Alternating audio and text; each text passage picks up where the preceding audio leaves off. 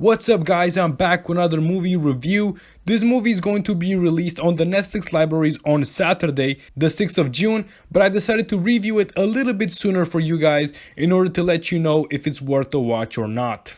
By the by, I'm Valentin Christopher, the movie guy, and this is my review for The Night Clerk.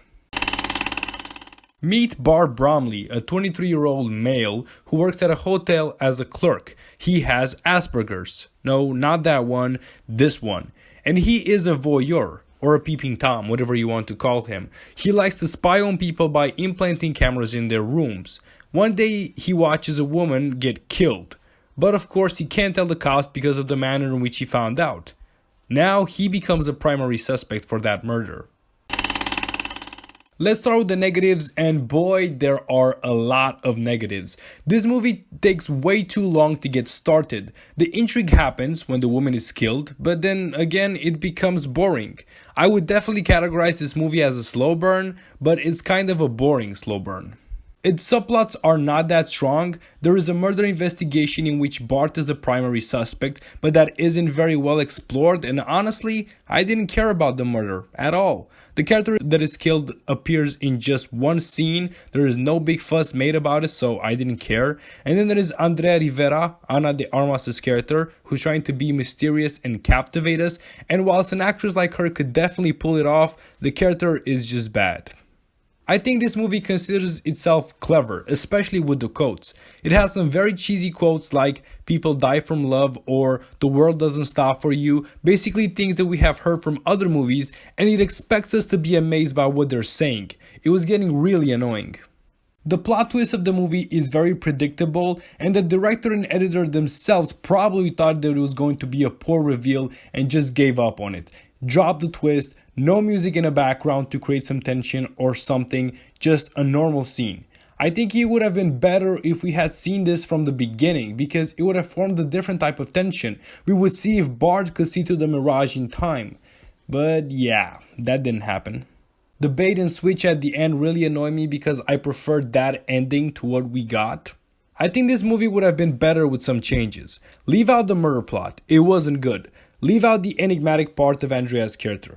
Keep Bart with Asperger, who is a hotel clerk at night who likes to spy on people, but have him videotape them and sell the tapes or blackmail the people. Make him an anti-hero. It would have been fun and interesting seeing the story play out like this, seeing the side of the bad guy. The movie's best thing is that it follows Bart, and we get to see his Asperger play out, and it can keep you engaged. He's a decent written character with just as decent dialogue. I like it when he goes on rambling or answering a basic question with "it's complicated," or the fact that he has memorized every details about the room of the hotel. The cast features some decent actors, with Ty Sheridan receiving top billing. Ana de Armas is charming. I have a major crush on her. It's definitely not her best performance, but she is not bad. John Leguizamo is also in this movie. He plays the cop that investigates the murder. It's the character that he's best at, and he didn't disappoint in this one.